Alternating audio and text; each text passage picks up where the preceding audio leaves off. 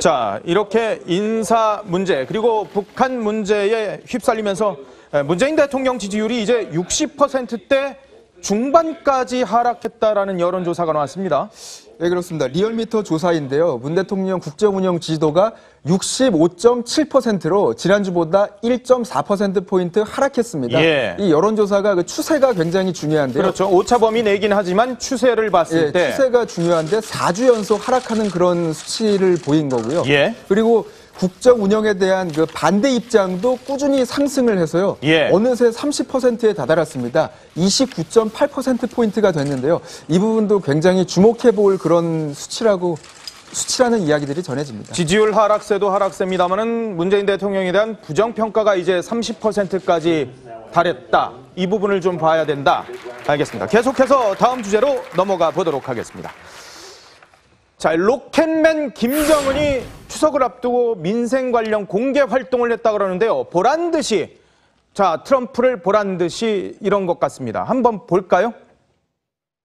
경애하는 최고령도 자동직께서는 전망대에서 과일군의 전경을 부감하시고 과수밭들을 돌아보셨습니다. 눈뿔이 아득히 펼쳐진 청춘 과원을 바라보느라니 정말 기분이 좋고 어깨춤이 절로난다고 하시면서 기쁨이 넘쳐 말씀하셨습니다. 완전 이거 얼굴에 완면의 웃음을 띠고 있는데 사실 기분 나쁠 수 있거든요. 어제 유엔에서 지금 트럼프가 로켓맨 완전 그냥 파괴. 예. 이거 보란 듯이 지금 나왔어요. 오히려 더 역으로 나가는 것 같아요. 그래도 예. 나는 뭐 끄떡 없다. 그리고 그동안 사실 어떻게 보면 이제 미사일 이런 쪽에 많이 행보를 보였는데 예. 민생 안보에 이제 어떻게 보면 그 모습을 연출한 것 같은데요. 일단 뭐 김정은 북한 노동당 위원장은 이제 추석과 연휴를 앞두고 과수원을 이제 일단 둘러보면서 뭐 어깨춤이 절로 난다 뭐 이렇게까지 얘기를 예. 했는데요. 김정은의 어떻게 보면 공개된 민생 경제 행보는 지난 6월 하순 치과 위생용품 공장 시찰 이후 어떻게 보면 이번이 처음입니다. 지난 7월부터는 어떻게 보면 이제 무기 개발 행보에만 집중을 했었는데 이번 시찰이 어떻게 보면 언제 이루어졌는지 좀 확인은 안 되지만 예. 워낙 그 예전 사진들 많이 쓰지 않습니까? 그렇죠. 근데 대부분 보면 이제 활동 다음 날 북한 매체에서 관련 사실을 보도한다는 걸 감안하면 20일 날 시찰을 한 걸로 보여지고 있거든요. 네. 그러면 이 20일이면 바로 도널드 트럼프 미국 대통령의 북한 완전 파괴 연설 내용이 전해진 뒤 본격적으로 이루어진 것이 아니냐 이렇게 관측이 되고 있습니다. 그렇군요. 그리고 과수원 보도에 리춘이가 나온 건 처음 봤네요. 핵과 미사일 할 때 1년에 한두 번씩만 나오는데. 맞아요. 일반 이런 민생 시찰에 리춘이까지 등장할 일이 그렇죠. 거의 없었는데 이 부분도 저희가 좀 주목해 봐야 될 것 같네요. 중대 보도 뭐 이런 식으로 해서 그런 중대 발표 뭐 이런 거 할 때 리춘이가 주로 등장하는데 자, 그런데 트럼프에 맞선 겁니까? 리용호 북한 외무상이 트럼프 대통령을 아주 원색적으로 비난했어요. 예, 그렇습니다. 그 리용호 북한 외무상이 오늘 새벽 미국 뉴욕에 도착했는데요. 숙소인 맨하튼의 한 호텔에서 트럼프를 원색적으로 비난했습니다. 리용호는 북한 완전 파괴라는 앞선 언급에 대해서요. 개 짖는 소리로 우리를 놀라게 하려 생각했다면 그야말로 개꿈이라면서 맹비난했습니다. 네. 이에 따라 내일 유엔 총회 기조연설에서도 이처럼 트럼프 대통령을 겨냥해서 강경 발언을 내놓을 것이란 관측들이 전해지는데요. 핵 개발의 정당성과 유엔 안보리 제재를 비판하는 내용도 함께 언급할 것으로 보입니다. 트럼프를 향해서 개 짖는 소리, 개꿈. 자, 이게 너무 적나라한 표현들이 지금 국제사회에서 벌어지고 있는 건데요. 자, 작년에 리용호가 유엔 총회 연설을 했었는데 어떤 얘기를 했었는지 작년 화면을 좀 보도록 하겠습니다. 조선민주주의인민공화국은 1950년대부터 시작되어 세기를 넘으며 이어온 미국의 항시적인 핵 위협으로부터 국가 안전을 지키기 위해 핵무장의 길을 택하였습니다. 정당한 자의적 조치입니다. 이 리용호의 개 짖는 소리, 개꿈 이런 원색적인 비난 의도된 거였겠죠? 준비된 거 아닐까요? 김정은이 승인하고 거의 뭐 써줬다고 봐야겠죠. 어허, 예. 미국의 어떤 군사적 위협이나 제재에도 불구하고 자신들이 계획했던 핵과 미사일 프로그램을 계속 개발해 나가겠다는 뜻으로 해석됩니다. 리용호가 밝힌 메시지는 정확히 김정은이 작성해서 승인한 메시지라고 보면 됩니다. 예. 자, 개들이 짖어도 핵열은 간다는 말. 요거는 트럼프가 뭐라고 말을 해도 핵미사일 도발은 계속된다라는 의미고요. 예. 개 짖는 소리로 우리를 놀라게 하려고 했다면 그야말로 개꿈이다라는 것은 트럼프의 완전한 파괴를 하겠다는 그 선언은 먹혀들지 않았다는 선언입니다. 예. 물밑 접촉도 이제 불가해 보입니다. 핵 미사일 무기 개발 성과가 어느 정도 확인된 이후 정말 달라진 입장이 읽히는 부분입니다. 그런데 리용호 외무상이 이제 미국에 도착해서 입국장이 아니라 출국장으로 들어왔다는데 이건 뭡니까? 참 희한하죠. 예, 예. 보안을 걱정한 건데 그러면 적국 미국에는 왜 왔는지 궁금해지는 순간이었습니다. 영상이 준비되어 있는데 함께 보시겠습니다. 아, 그럴까요? 정말 알쏭달쏭한 리 외무상의 행보였는데요. 예. 리 외무상은 유엔 주재 북한 대표부로서 이제 JFK 공항에 도착을 했는데요. 예, 예. 공항 측에 별도의 경호를 요청하고 취재진에도 민감한 반응을 보였습니다. 외무상은 이날 입국장이 아닌 출국장으로 거꾸로 들어왔습니다.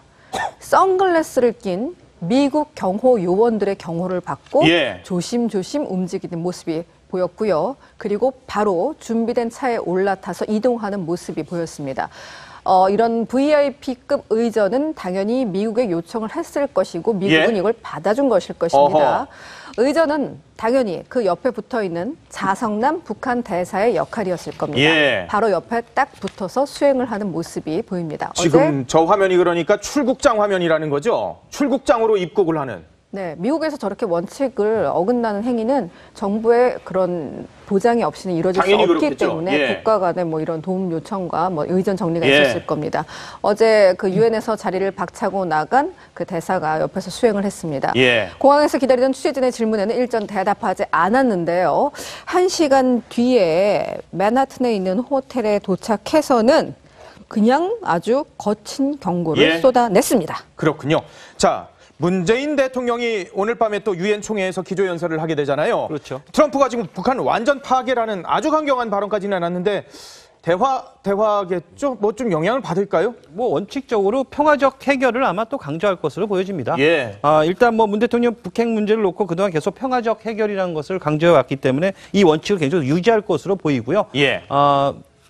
또한 북한을 대화의 장으로 끌고 나오기 위해서 이제 국제사회 전체가 단합된 압박을 가해줄 것을 이제 촉구할 것을 보입니다. 그러니까 예. 같은 압박을 쓰더라도 대화를 위한 압박이다라는 예. 것을 얘기를 할 것 같고요. 다만 이제 미국 도널드 트럼프 미국 대통령이 이제 19일 유엔 총회에서 우리는 북한을 완전히 파괴하는 것 외에는 다른 선택이 없을 것이다라고 이렇게 초강경 언급을 내놓았기 때문에 사실 문 대통령도 이 연설 내용을 완전히 무시할 수는 없거든요. 그렇죠, 그렇죠. 그렇기 때문에 아마 평화를 강조하되 또 압박도 강조하면서 하지만 결과적으로는 대화다 뭐 이렇게 얘기를 할 것으로 예상이 됩니다. 아베 일본 총리는요, 유엔 기조연설에서 대화가 아니라 압박을 요구를 했습니다. 들어보겠습니다. 対話による問題解決の試みは一切ならず無に帰した。そのため必要なのは対話ではない圧力なのです。 자, 지금 보신 것처럼 미국과 일본은 지금 대화는 이제 끝났다, 압박이다라고 얘기를 하고 있는데 우리 정부는 한결같이 유화해요. 이런 가운데 또 논란이 됐던 대북 인도적 지원 800만 달러, 이거 오늘 통일부가 결정을 했다면서요? 네, 결론부터는 일단 800만 달러는 지원을 하기로 했고요. 일단 일정은 언제 지원할지는 아직은 미정입니다. 오늘 예. 같은 경우 보면 정부 발표를 보면은 국제기구를 통해서 이제 영유아하고 임산부 등한테 북한의 취약계층을 돕는 사업에 800만 달러를 지원하기로는 결정을 했습니다. 이번 결정 지원을 갖다가 대북 인도적 지원은 정치적인 상황과 분리해서 추진한다는 이런 정부의 기본적인 입장에 따른 것이라고 통일부는 설명을 했거든요. 예. 하지만 이제 구체적인 지원 시기는 이번 회의에서는 결정되지 않았습니다. 예. 아무래도 이제 남북 관계 상황 등 전반적으로 여건을 종합적으로 고려하면서 앞으로 추진하겠다 이렇게 밝힌 건데 네. 아무래도 현재 지금 북한이 이제 핵미사일 도발을 거듭하면서 대북 여론이 좀 극히 안 좋은 상황이잖아요. 그렇죠. 그러다 보니까 이제 예, 정확한 그럼요. 시기까지 여기서 못 박다 보면 너무 좀 궁지에 몰릴 수 있다라는 판단을 한 것 같고요. 결국 오늘 결정으로 이제 대북 인도적 지원을 둘러싸고 그동안 제기됐던 뭐 적절하냐, 적절성 논란이 과연 잦아들 것이냐 이 부분은 좀 더 상황을 지켜봐야 할 것 같습니다. 자, 그런데 이 적절성 논란은 뭐 잦아들기는 쉽지 않을 것 같거든요. 왜 하필 지금 이 시점에 대북 지원을 하겠다는 건지 이 부분에 대한 의문은 계속 있긴 있어요. 네, 그렇습니다. 앞서 정부가 대북 지원 검토 계획을 밝혔음에도 불구하고 북한이 제6차 핵실험을 강행을 했고요. 예. 유엔 안보리 결의안 2371호가 채택되는 등 국제사회가 계속 대북 제재 쪽으로 방향을 잡고 있는데 왜 우리는 역주행하느냐 이런 비판이 계속 전해지고 있습니다.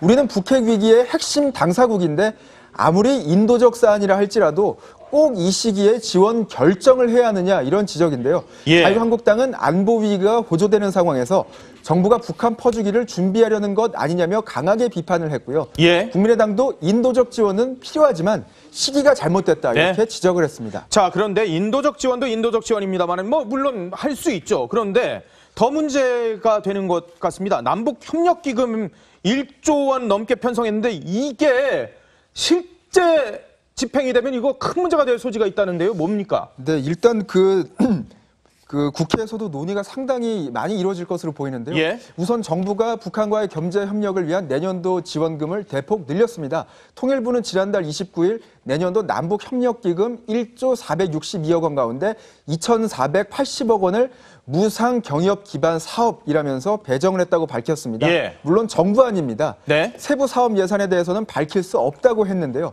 이에 대해서 바른정당 정양석 의원에 따르면요. 정부는 이 2,480억 원 가운데 금강산과 백두산 관광과 수산업 협력에 62억 원, 그리고 예.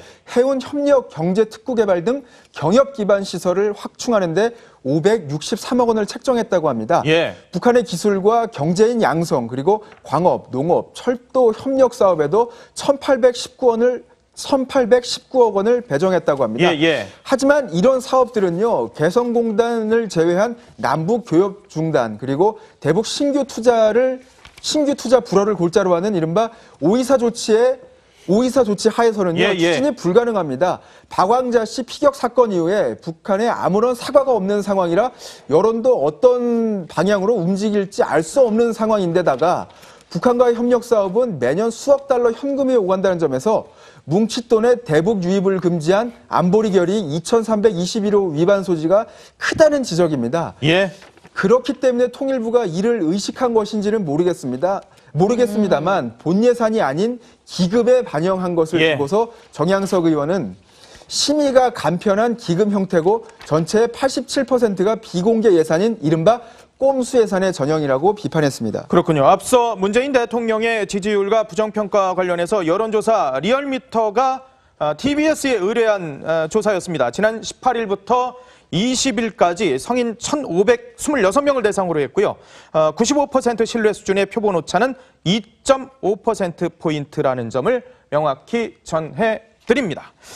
자, 이 통일부가 편성한 남북 경협 기금 문제는 좀 자세히 들여다볼 필요가 있을 것 같은데요. 국제사회의 대북 제재가 이어지고 있습니다만은 북한은 대한민국의 동맹국의 수장에 대해서 개짖는 소리라면서 일축하고 있는 상황입니다. 이런 상황인데도 통일부는 대북 제재 위반 소지가 있는 금강산 관광이나 백두산 관광은 물론이고 수산업 협력에도 돈 쓰겠다고 합니다.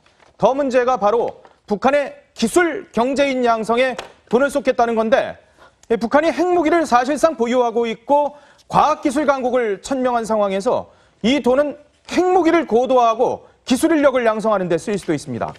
대북 인도적 지원도 논란이 되고 있는데 이걸 강행하고 핵 개발에 바탕이 될 수 있는 돈도 주겠다고 하고 과연 도대체 통일부의 이런 생각은 어디서 나오는 걸까요? 후세에 거듭된 비판이 계속될 수도 있다는 점 명확히 명심해야 될 것 같습니다.